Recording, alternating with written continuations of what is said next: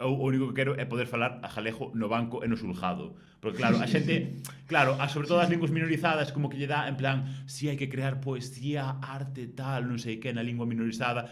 No, o que hai que crear é estructuras e protocolos para poder usar a túa lingua minorizada efectivamente en todos os contextos da túa vida, non só para crear arte, música e filosofía e tal, non sei que. Sí, No, sí, claro, quero ir ao todo. xulgado e ao banco en galego. Ou seja, a mí suda má puta bola que fajas música en galego, tal, non sei que, non sei canto. Creo que se cae na romantización poética de galego para cousas así como etéreas, que está ben, está verdadeiramente ben, pero ten que ser moito máis aladiso.